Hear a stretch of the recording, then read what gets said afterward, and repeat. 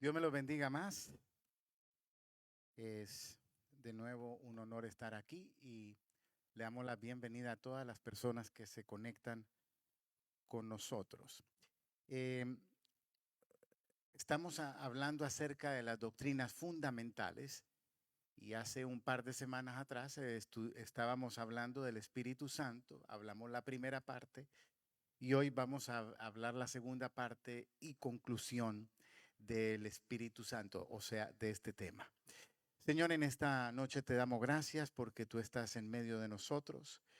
Te pedimos una vez más que seas tú bueno con nosotros, derramando de tu espíritu, bendiciéndonos, oh Dios, con tu palabra, que tu palabra sea fortaleza, nos dé entendimiento, que Señor nos empodere, nos impulse y nos ayude a continuar nuestra vida cristiana agradándote y sirviéndote con todas las fuerzas de nuestro corazón. Bendice cada persona en este lugar y bendecimos también a nuestros pastores en el nombre de Jesús. Amén.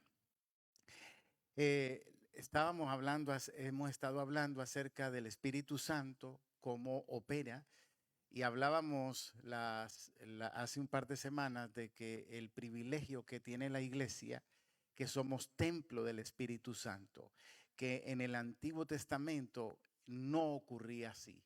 Al contrario, el Espíritu Santo solamente venía sobre ciertas personas y para usarlas para el ministerio, para hacer algo para el ministerio, pero no moraba en ellas como el tiempo en el que estamos viviendo. Una vez que venga el rapto de la iglesia, termina este periodo de la gracia y no es que el Espíritu Santo se va, sino que cambia de nuevo su ministerio. En el tiempo de tribulación volverá a estar sobre personas como por ejemplo los dos testigos. El Espíritu Santo vendrá sobre ellos para la obra en esos 7 años de tribulación, que es un trato directo con el pueblo de Israel. O sea que nosotros estamos viviendo el mejor tiempo de la historia. Es el tiempo de la iglesia. Y la iglesia, queriendo aclarar esto, porque a veces hay confusión, el pueblo de Dios en este momento no es Israel. Sí, oramos por Israel, pero el pueblo de Dios es la iglesia comprendida con judíos y gentiles que han recibido a Cristo. Israel tiene una gran cantidad de promesas que Dios las ha prometido, pero los judíos no son salvos por ser judíos. Son salvos cuando reciben a Jesucristo. Cuando venga el tiempo de la tribulación, volverá a empezar el reloj para Israel, esos 7 años proféticos que faltan. Se cumplieron 483 años para Israel desde que se anunció la edificación y la restauración de Jerusalén, y cuando Jesucristo muere y resucita, se cumplieron 483 y ahí faltan 7 para Israel, que son los del tiempo de la gran tribulación. O sea que los tiempos proféticos están definitivamente marcados y lo podemos ver durante el principio de Génesis hasta el día de hoy, cómo Dios ha marcado los tiempos de verdad que exactos. De manera que estamos disfrutando de un tiempo maravilloso con la presencia del Espíritu Santo. Vienen situaciones difíciles para esta humanidad. Vienen situaciones difíciles para la humanidad, para la tierra, para la sociedad, pero la iglesia tiene el Espíritu de Dios, que es la que nos va a ayudar a mantenernos firmes. Hubo persecución cuando la iglesia comenzó, pero mientras más los perseguían, más se multiplicaban, más se fortalecían. Y eso es por la presencia del Espíritu Santo. De manera que la gloria postrera será mayor que la primera. No sé si va a haber persecución igual o peor, pero la iglesia va a resplandecer en medio de lo que venga. Jueces 14:6 nos dice la palabra de Dios que el Espíritu de Jehová vino sobre Sansón, quien despedazó al león como quien despedaza a un cabrito sin tener nada en su mano, y no declaró ni a su padre ni a su madre lo que había hecho. O sea que la fuerza Sansón era una persona escogida por Dios como uno de los jueces de Israel. Ahora, había un pacto que Dios había dado instrucciones a la madre de Sansón de este pacto de Nazareato, donde él no podía cortarse el cabello, no podía estar con una mujer que no fuera de Israel y no podía consumir nada de que tenga que ver con la vid o con la uva, ni vino, ni nada que tenga que ver con la vid, y tampoco podía tocar ningún cadáver. Entonces, ese era un pacto. Y sobre ese pacto era que funcionaba Sansón.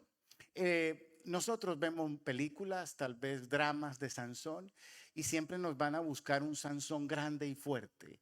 Pero la realidad, en el tiempo bíblico, lo más probable es que Sansón era chiquito y flaquito. Porque si era, piénselo de esta manera, si era alto y fuerte, no habría que buscar el secreto de la fuerza. Pero la gente estaba asustada. Algo, ¿dónde está la fuerza de ese hombre? Si no es ni alto ni es fuerte. Y entonces, cuando cortaron el cabello, se fue la fuerza. No era el cabello tampoco, no diga, ay, el pastor no tiene fuerza porque se le está cayendo el pelo. No era el pelo, era el pacto. Lo que pasa es que todo lo del pacto se había violado y lo único que faltaba para violar del pacto era que cortara el cabello. Y eso fue, ahí fue donde se rompió el pacto. Pero quiero explicarle que el Espíritu Santo venía sobre Sansón y de ahí venía la fuerza. Y al final, cuando él está en medio de los filisteos, él ora de nuevo y el Espíritu Santo viene sobre él y entonces destruye ese lugar, mueren los filisteos y muere él también. Éxodo 31, 2 y 3 dice, mira, yo he llamado por nombre a Bezaleel, hijo de Uri, hijo de Ur, de la tribu de Judá, y lo he llenado de espíritu de Dios en sabiduría y en inteligencia, en ciencia y en todo arte. Nosotros estudiamos y eso es conocimiento, vamos a la universidad y eso es conocimiento, pero hay algo que no se adquiere ni en la escuela ni en la universidad. Pero no significa que no debemos de estudiar porque la sabiduría es la aplicación del conocimiento. Entonces, si usted no tiene conocimiento, su sabiduría será poca. Por ejemplo, Santiago dice, si alguno está falto de sabiduría, pídala a Dios.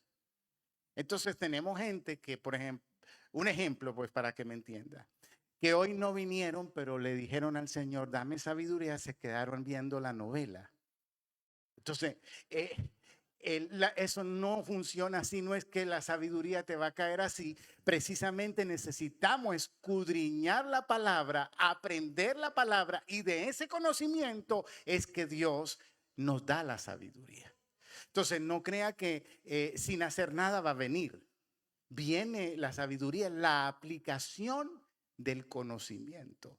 Por eso Dios nos manda escudriñar la palabra, aprenderla, memorizarla, leerla, comerla, todo lo que dice Dios de la palabra. Pero de ahí es que viene la sabiduría.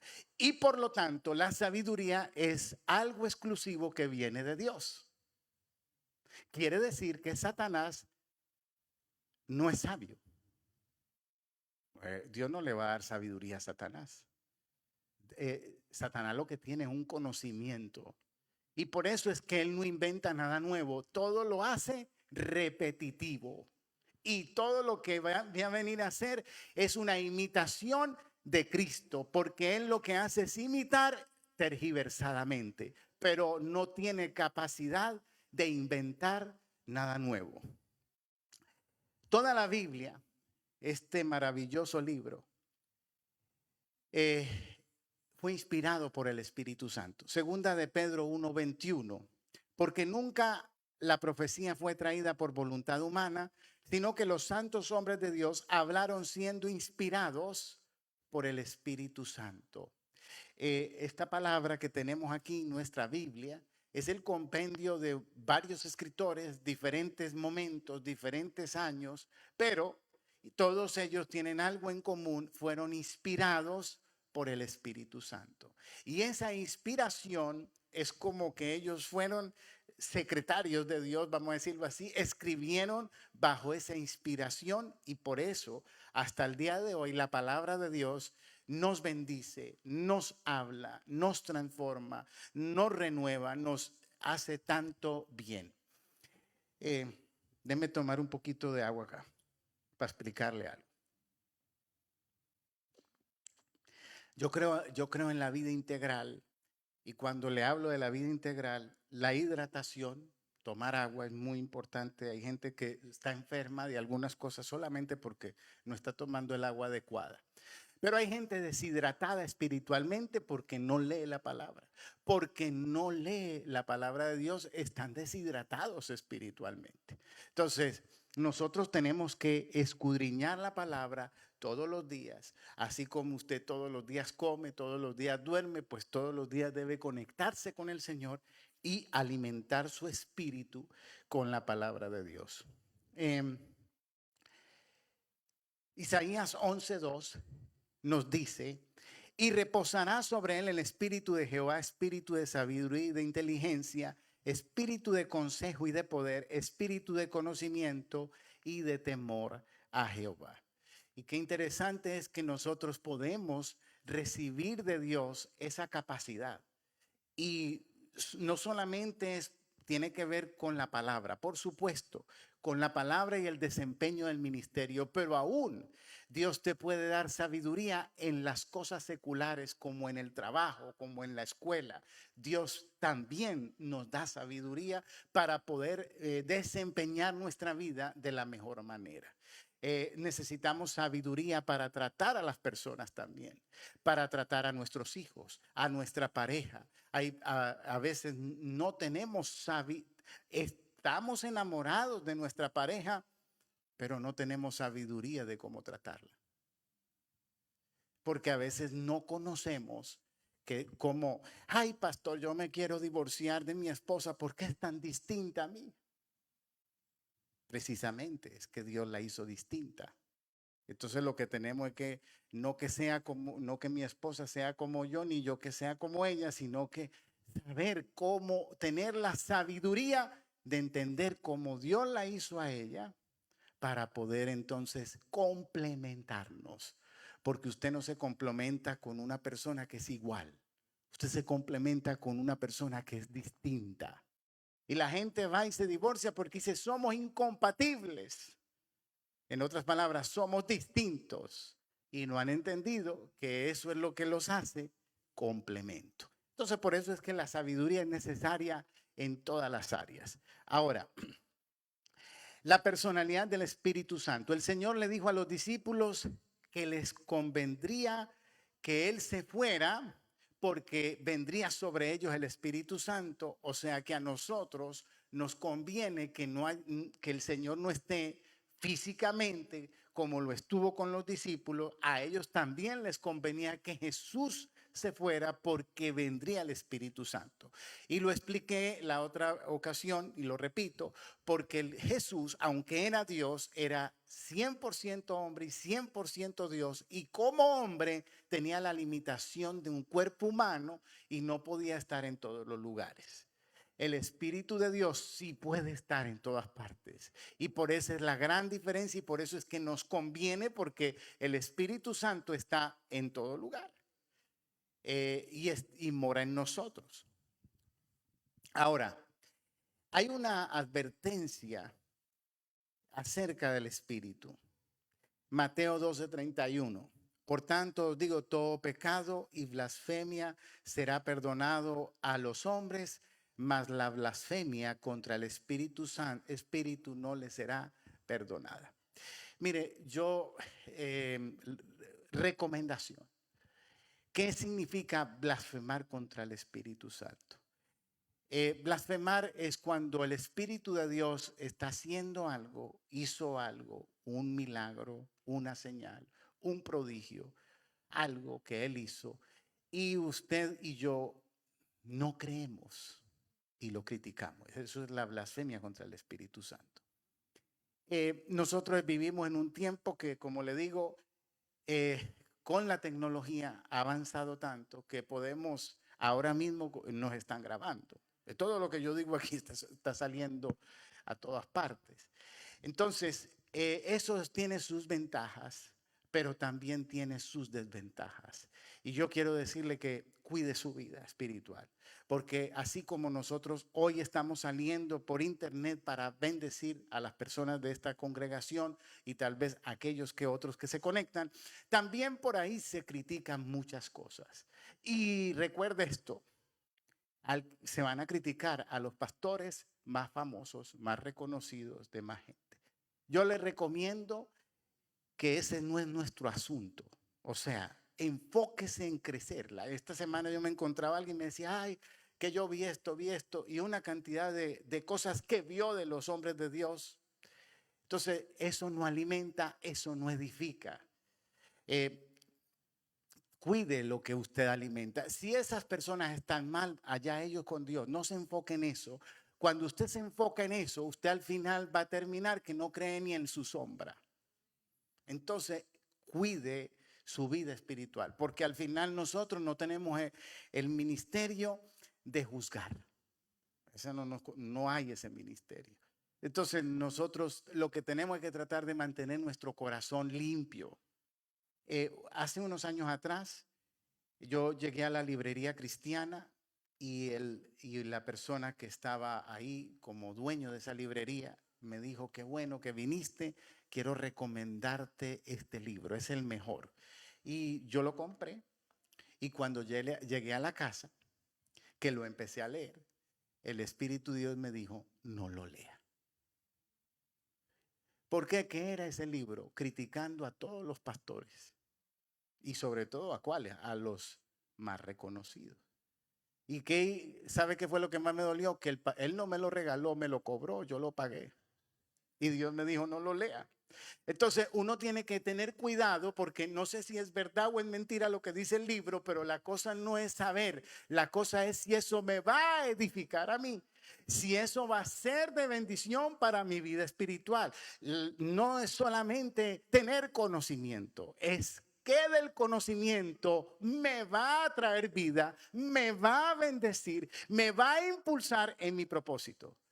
Porque ¿qué fue el árbol que comió Adán y Eva? El árbol de la vida, de la ciencia, del bien y del mal.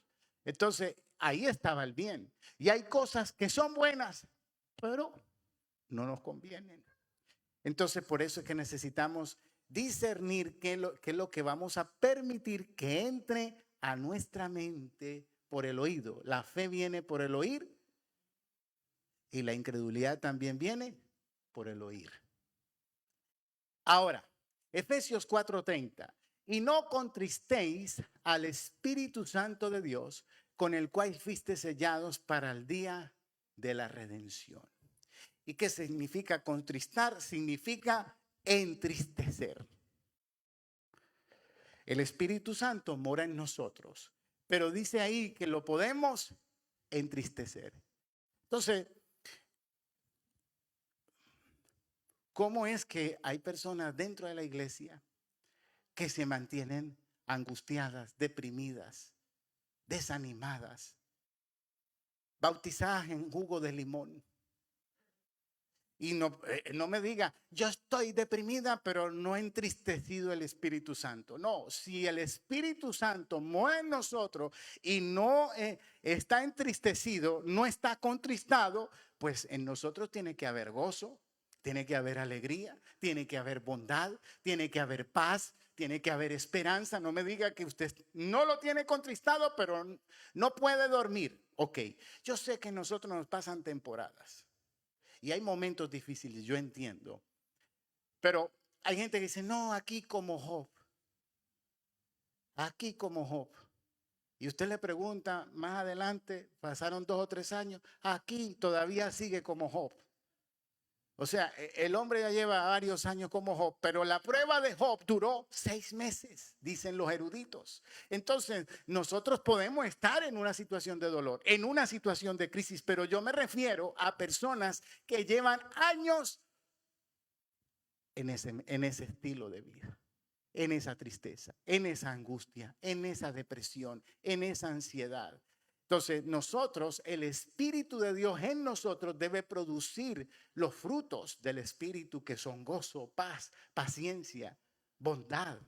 Y eso es parte de lo que debe desarrollarse en nosotros como creyentes. El Espíritu de Dios nos está hablando. Eso nos pasa cuando vamos a la iglesia. Y entonces usted dice, ay, lo que dijo el pastor era para mí.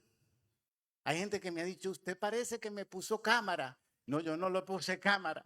Lo que pasa es que Dios nos habla por medio de la palabra y por medio de las personas que pasan enfrente, y usted siente que fue para usted, porque la palabra tiene una capacidad de confrontarnos para podernos bendecirnos. Nunca nos confronta para maldecirnos. Nunca nos confronta para condenarnos. Nos confronta para transformar, para cambiar, para el bien de nosotros. Entonces, ahí en Hechos 8:29 habla de que el Espíritu le dijo a Felipe, acércate y júntate a ese carro. Le dio una instrucción a Felipe para que se acercara a ese carro, y cuando él se acercó, el etíope estaba leyendo Isaías. Él le pregunta que si entiende lo que lee. Él le dice, si no hay quien me explique, no entiendo. Felipe le explica y lo bautiza. La historia de la iglesia dice que ese etíope se convirtió en un pastor allá en Etiopía que llevó el evangelio. Entonces, por eso es que el Espíritu de Dios nos va a hablar en ciertas diferentes maneras. A veces la voz del Espíritu es interna, a veces por la palabra, a veces nos va a hablar a través de una persona, de una predicación, las situaciones que Dios usa para hablarnos. Ahora, en Hechos 10:19 dice, mientras Pedro pensaba en la visión, le dijo el Espíritu, he aquí, 3 hombres te buscan. ¿Se acuerdan que él tuvo una visión que se abrió un manto y le mostró los animales inmundos y un lienzo? Y le mostró los mantos, los animales inmundos, le dijo que mata y come. Él no sabía qué era esto, pero Dios lo estaba preparando para que fuera a esa casa del gentil a predicar el evangelio. El Espíritu de Dios nos va a hablar a veces por una visión. Creemos en los sueños, creemos en las visiones, pero con algo muy importante, que su visión y su sueño lo sostenga la palabra.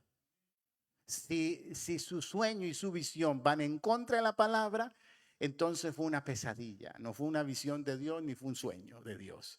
Sí, porque tengo que aclarar, porque no, es que soñé que la vecina, me casaba con la vecina y ya mi esposa no. Eso no es un sueño de Dios. Eso va en contra de la palabra de Dios. Entonces, tengo que aclararlo, porque hay gente que sueña cosas y quiere que todo eso que soñó cree que es de Dios. Lo que hace que un sueño sea de Dios, que no contradiga para nada la palabra de Dios. Lo mismo pasa con las visiones. Es más, la Biblia dice que si aún viniere un ángel del cielo con una palabra diferente, sea anatema. Y eso fue lo que pasó con los mormones. Vino el ángel morón y le entregó un nuevo libro. Eso fue lo que dice la Biblia de antemano, diciendo que eso no debe, esa palabra no es aceptable. Dios lo advirtió. Entonces, por eso es que todo lo que creemos en cosas que son sobrenaturales, pero al final, recuerden, la Biblia es la que tiene que sostener todo lo que es sobrenatural en nuestra vida. Amén. El Espíritu Santo dirige la iglesia en Hechos 13:2. Ministrando estos al Señor y ayunando, dijo el Espíritu Santo, apartarme a Bernabé y a Saulo para la obra que los he llamado. Y es ahí donde el Espíritu Santo también edifica la iglesia, dirige la iglesia, pone en los líderes de la iglesia, pues qué personas son las que deben hacer ciertas cosas dentro de la iglesia, porque esa es la dirección del Espíritu Santo. El libro de Hechos y de muchos de lo que estamos leyendo es de los Hechos de los Apóstoles, pero que pudiera llamarse también los Hechos del Espíritu, porque realmente fue lo que hizo el Espíritu Santo con los apóstoles. Hechos 16, 6 y 7 dice, y atravesando Frigia y la provincia de Galacia, les fue prohibido por el Espíritu Santo hablar la palabra en Asia. Y cuando llegaron a Misia, intentaron ir a Bitinia, pero el Espíritu Santo no se los permitió. ¿Cómo así que el Espíritu Santo les prohibió hablar en un lugar? Si dice la Biblia, ir por todo el mundo y predicar el Evangelio a toda criatura. Pero en este caso, el Espíritu Santo ponía esa parte de la dirección, porque no tenemos que saber dónde hacer qué y cómo hacerlo. Eso es la dirección del Espíritu Santo. Aquí, años atrás, yo lo llegué a acompañar precisamente a traerlo aquí, y él era porque murió ya, pero era Serrano, que algunos de ustedes lo recuerdan. Y yo compartí mucho con él, estuvo muchas veces en nuestra congregación. Y él me contaba de cuando estaba en Santo Domingo, que en la iglesia unas hermanas le dijeron de ir a Haití. Y él les dijo, ese viaje no me parece, pero ellas insistieron y se metieron en ayuno, se metieron en oración y que insistían que iban a ir a Haití. Entonces él les dijo, bueno, ustedes van a ir a Haití. Yo no estoy muy de acuerdo, pero vayan con una condición. No coman comida, no reciban comida a nadie. Las hermanas se fueron y una de ellas le ofrecieron comida y ella dijo, la Biblia dice comeríamos cosas mortíferas y no nos harán daño. Se la comió y se murió. Estaba advertida. Y usted sabe que él era como medio animadito y loquito, pues él la cogió a cachetaja en el funeral y dijo, tú eres una desobediente, rebelde. Entonces, el Espíritu Santo sí nos advierte de cosas, porque hay cosas que tienen su tiempo y tienen su momento. Y entonces, cuando el Espíritu Santo nos va, hay momentos donde nos dice, mire, quédese, diga nada. Hay otros momentos donde te vas a hablar. Y ese es el Espíritu de Dios en nosotros, que nos da esa dirección. Romanos 8, 26 y 27 dice, y de igual manera, el Espíritu nos ayuda en nuestra debilidad, pues qué hemos de pedir como conviene no lo sabemos, pero el Espíritu mismo intercede por nosotros con gemidos indecibles. Mas el que escudriña los corazones sabe cuál es la intención del Espíritu, porque conforme a la voluntad de Dios, intercede por los santos. Y esta es la parte donde el don de hablar en lenguas, donde lo usamos para la oración. Esta parte, el apóstol Pablo dice que lo hacía continuamente, pero que en la iglesia se limitaba a cuando había alguien que tuviera interpretación.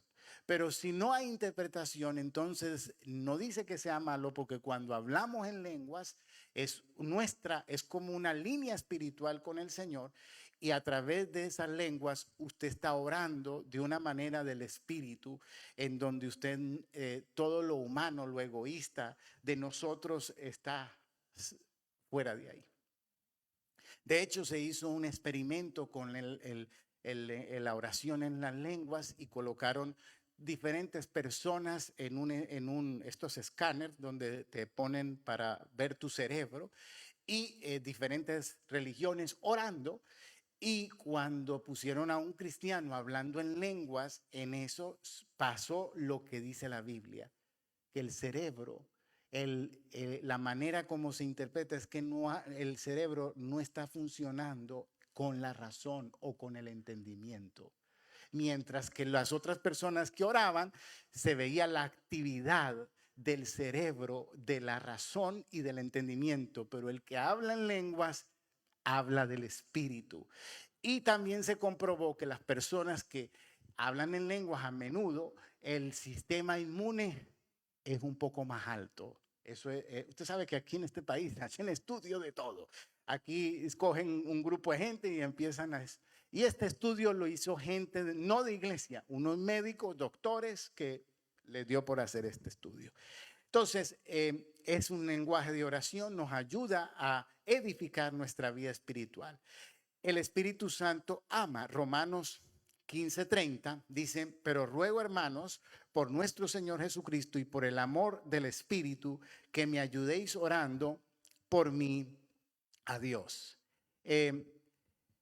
O sea que habla del amor del Espíritu. El Espíritu de Santo nos ama, nos anhela. O sea, cuando usted ama a alguien, usted quiere estar con esa persona. Usted quiere pasar tiempo con esa persona.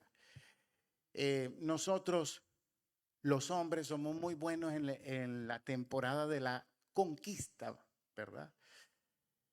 Ahí uno llama por teléfono y casi no quiere colgar. Y llega a la casa y vuelve o la visita y llega a la casa, vuelve y la llama y todo el tiempo quiere estar conectado porque está enamorado.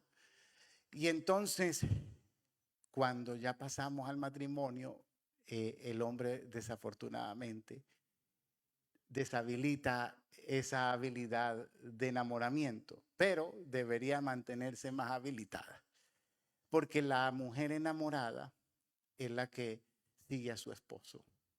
Entonces, esa parte del enamoramiento es la parte nuestra, pero lo mismo sucede con las cosas de Dios, porque nos enfriamos. Yo siempre oro al Señor y le pido que no me acostumbre. Nos acostumbramos a la iglesia, nos acostumbramos a cantar, nos acostumbramos a las canciones, nos acostumbramos a tal punto que perdemos la reverencia. Entonces, lo mismo nos pasa con las personas. Y entonces, cuando nuestros hijos se crecen y se van, ahí dice, ay, Dios mío, y yo que casi no le dediqué tiempo. Cuando la pareja muere y queda uno viudo o viuda, entonces ahí dice, ay, todo lo que yo le hice pasar. Qué triste que nos demos cuenta de las cosas después, no antes. Entonces, lo mismo pasa. La gente dice, no, yo sí amo a Dios. El tiempo con el Señor es lo que demuestra que tanto amamos a Dios. Porque cuando usted ama a alguien, usted quiere pasar con ese alguien. Y voy concluyendo con la obra del Espíritu. Estaba presente en la creación. Yo les mencioné que la palabra Trinidad es una palabra teológica, es una palabra que no está en la Biblia, pero la Trinidad la vemos durante toda la Biblia, porque la Trinidad es la acción del Padre, del Hijo y del Espíritu Santo. Y en la creación el Padre hablaba, hágase la luz, pero la palabra es Jesús y el que hacía la luz es el Espíritu. Ahí están los tres actuando. De hecho, dice que el Espíritu de Dios se movía sobre la faz de la tierra que estaba desordenada y vacía. ¿Quién trajo el orden? El Espíritu de Dios. Por medio del Padre hablando. Ahí están los tres actuando. Entonces, la relación con la humanidad. Jehová sopló aliento de vida y ese aliento, ese soplo es el Espíritu Santo y esa es la vida. Yo creo que aquí no lo dije, pero si Dios es tan bueno, ¿por qué no mata a Satanás? Y nos salimos de ese problema de una vez. ¿No lo ha pensado? Mire que esto lo aprendí la semana pasada, porque siempre uno aprende cosas nuevas. Y yo dije, esto me fusionó el cerebro. Yo dije, Dios mío, yo cómo no había entendido esto. Porque si Dios es bueno, ¿por qué no lo elimina con los demonios y ya se resuelve el problema? Entonces tenemos una parte de la teología que nos dice que es que tenemos que ser probados y que Satanás es el que prueba al hombre, ¿ve? Hasta cierto punto. Pero no, sabe que no lo puede matar. Porque Dios, todos los seres que creó, los creó eternos. La gente no muere. La gente muere, pero su espíritu queda vivo o apartado de Dios o en la presencia de Dios. Porque Dios, todos los seres que creó, los creó eternos. O sea que la persona que ay, yo no aguanto más la vida, se suicida, no se murió. O sea, se murió físicamente, pero su espíritu y su alma seguirán viviendo. Por eso es que Satanás no es eliminable, porque Dios lo creó con vida eterna. Y así pasa con la gente. Y cuando yo entendí esto, yo dije, Dios mío, qué importante es predicar el evangelio, porque esto que vivimos aquí es temporal.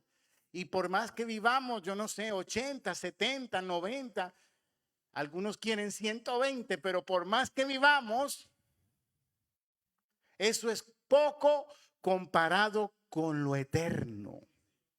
Entonces, por eso eso me hizo comprender esta parte de la eternidad. Dios, todos los seres que creó, los creó con vida eterna.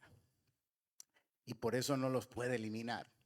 Es el que nos da la capacidad para hacer la obra de Dios, el Espíritu Santo, pero recibiréis poder cuando haya venido sobre vosotros el Espíritu Santo, y me seréis testigos en Jerusalén, en toda Judea, en Samaria y hasta lo último de la tierra. Pero también les recuerdo que la palabra testigo es una mala traducción y que la palabra ahí original es mártir. O sea que originalmente dice, pero recibiréis poder cuando haya venido sobre vosotros el Espíritu Santo y me seréis mártires en Jerusalén, en toda Judea, en Samaria y hasta lo último de la tierra. Y de hecho, esa palabra se cumplió literal con los apóstoles. Pero ahora nosotros aplicamos esta palabra de mártir. ¿Cuánto de nosotros está dispuesto a morir al yo para que el Señor viva o haga la obra en nosotros? Pablo lo dijo así: ya no vivo yo, sino que Cristo vive en mí. Eso es la muerte de la que le estoy hablando. Ese es ser mártir. Ser mártir es aquella persona no solamente que da la vida físicamente y que lo matan por el evangelio. Eso es un mártir. Pero todo aquel que deja sus intereses, sus planes para hacer la voluntad de Dios, está muriendo.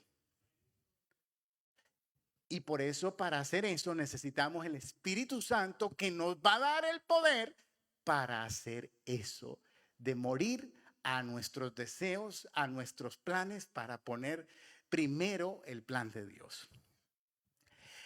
Es el autor y director de las Escrituras, ya lo vimos. En relación con Jesús, recuerde que Jesús nació por la obra y la gracia del Espíritu Santo. Fue el Espíritu Santo que vino sobre María para que tuviera a Jesús en su vientre.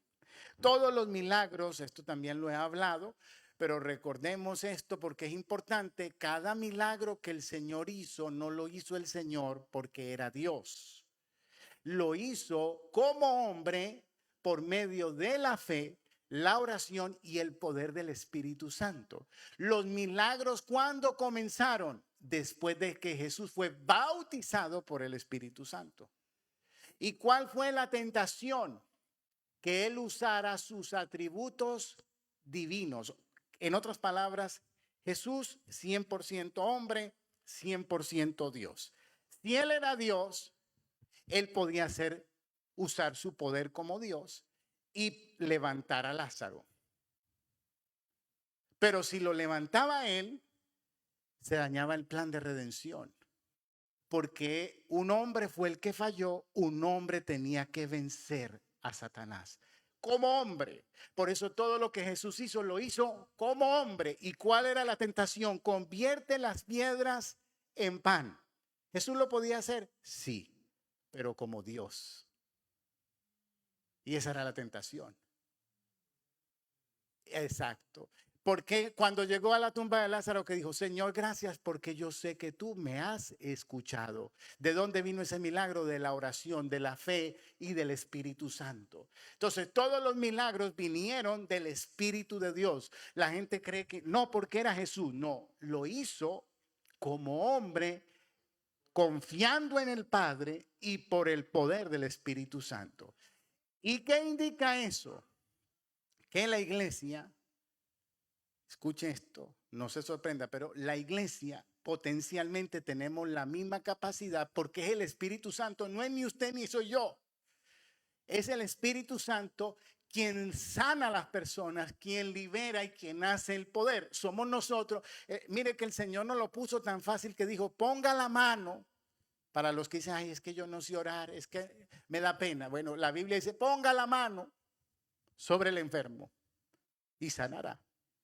¿Qué está diciendo? Es un acto de fe, porque al final, ¿quién puede sanar a quién? Nadie puede sanar a nadie. Lo único que nosotros hacemos es un acto de fe, porque al final es el Espíritu de Dios quien trae la sanidad y quien trae el milagro. ¿Basado ahora en qué? El Espíritu produce todo milagro basado en el sacrificio de Cristo. Por su llaga fuimos nosotros curados. El Espíritu de Dios basado en el sacrificio de Cristo es que puede hacerse en los milagros ahora por el nombre de Jesús. Porque Jesús venció y se le dio un nombre que es sobre todo nombre, y por eso la legalidad del sacrificio es que ese nombre produce eso, el Espíritu Santo lo hace real.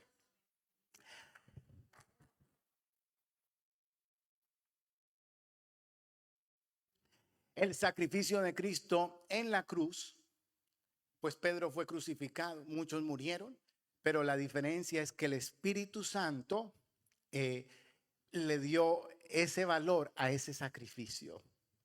El Espíritu Santo se movió en esa crucifixión, provocando que esa sangre derramada por nosotros tenga ese valor que tiene. ¿Y quién fue el que resucitó a Cristo? Fue el Espíritu de Dios. El Espíritu Santo fue el que lo levantó de la tumba. La iglesia es imparable gracias al poder del Espíritu Santo. Yo estoy aquí gracias al poder del Espíritu Santo. Usted está aquí gracias al poder del Espíritu Santo. Usted ha logrado perseverar gracias al poder del Espíritu Santo. Cuando no hablamos de nosotros, porque la realidad es que todo lo que pasa es gracias al Espíritu Santo. Yo hablo de todo lo que pasa bueno, todo lo que pasa malo son nuestros errores, es nuestra desobediencia, es nuestra humanidad. Pero todo aquello bueno viene del poder del Señor. Amén. Entonces la iglesia es imparable, por eso no tenga miedo. Vienen cosas terribles, sí, pero acuérdese que tenemos el poder del Espíritu de Dios sobre nosotros.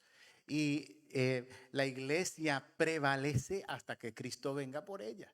No pueden detenerla, tratarán de detenerla. De hecho, la iglesia que más está creciendo es la iglesia más perseguida, que es China, y en estos países árabes es donde más crecimiento de la iglesia está ocurriendo, donde hay mayor persecución. ¿Eso por qué? Porque el Espíritu Santo tiene ese poder. Los dones ministeriales y espirituales son gracias al poder del Espíritu Santo. Y algo muy importante, nosotros sabemos que somos humanos, que fallamos y que no somos perfectos, pero una importante señal de que el Espíritu mora en nosotros es que sentimos cuando fallamos. Si usted no siente nada, es que el Espíritu Santo se mudó.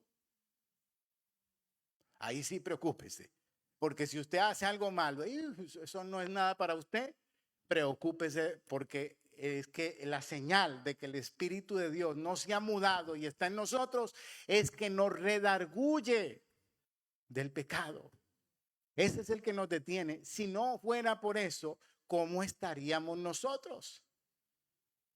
Pero es el espíritu que nos redarguye. Es el espíritu que entre cosas pequeñas que uno dice, uno ve que se está cayendo un billete y dice, ay, me lo encontré. Pero el Espíritu Santo te dice, no, se le cayó al que está allá adelante, devuélvelo.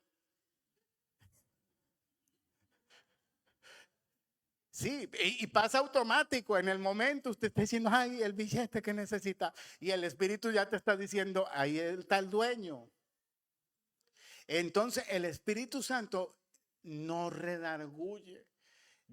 Y por eso y eso nos hace mantenernos, nos ayuda a poder vivir en santidad, separados para el Señor, porque el Espíritu Santo tiene esa cosa en nosotros que nos hace no desear pecar. Entonces, el problema ¿cuál es? Que si usted hace lo malo y no importa y no siente nada, entonces ahí sí tiene que volver a reconciliarse con el Señor y ahí volver a nacer de nuevo porque algo raro pasó, porque eso es parte de la cristiandad, que el Espíritu Santo nos redarguye.